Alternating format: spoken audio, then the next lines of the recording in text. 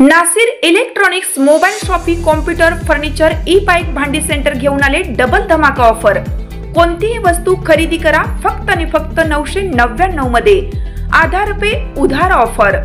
बजाज फायनान्सच्या सुविधेसह 0% व्याज दरामध्ये ई बाईक वरती LED टीव्ही फ्री, मोबाईल खरेदीवरती home theatre free, LED TV वरती सोफा सेट फ्री, कोणत्याही फर्निचर वरती गॅस शेगडी फ्री, वॉशिंग मशीन आटा चक्की वरती मिक्सर फ्री। एक्सचेंज ऑफर मध्ये जुनी बाईक घेऊन या, नवीन बाईक घेऊन जा। जुना फ्रीज घेऊन या, नवीन फ्रीज घेऊन जा। जुने फर्निचर घेऊन या, नवे फर्निचर घेऊन जा व जुना मोबाईल घेऊन या, नवीन मोबाईल घेऊन जा। लकी ड्रॉ द्वारे 50 अशी भरघोस बक्षीस जिंकण्याची सुवर्ण संधी। यामध्ये electric bike, LED TV, washing machine यासह असंख्य बक्षीस। प्रत्येक बातमीतील घटनेच्या वास्तविकतेची तुलना थेट पाहत रहा सांगली अपडेट। सांगली जिल्ह्यातील आष्टा परिसरात 22 ऑक्टोबर 2025 रोजी रात्री 9:30च्या सुमारास झालेल्या मोटरसायकल अपघातात एका व्यक्तीचा मृत्यू झाला असून 3 जखमी झाले आहेत।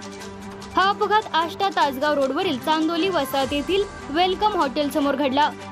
मृत व्यक्तीचे नाव प्रकाश भानुदास आवटे, वय वर्ष 57, राहणार आमनापूर, तालुका पोलूस असे असून ते आपल्या साथीदार उमेश उर्फ सचिन भरत लोहार, राहणार आमनापूर यांच्यासह MH डिलक्स मोटरसायकल क्रमांक MH10 DF 4308 वरून बामणी येथे नातेवाईकांना भेटून परत आमनापूरकडे जात होते।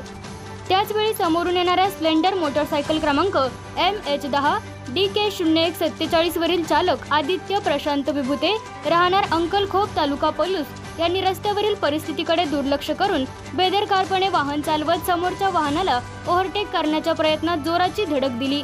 या धडकेत प्रकाश आवटे गंभीर जखमी होऊन त्यांचा जागीच मृत्यू झाला, तर उमेश लोहार, चालक आदित्य विभूते आणि त्याच्या मागे बसलेला विश्वजित पाटील, राहणार अंकलखोप हे 3 जखमी झाले आहे।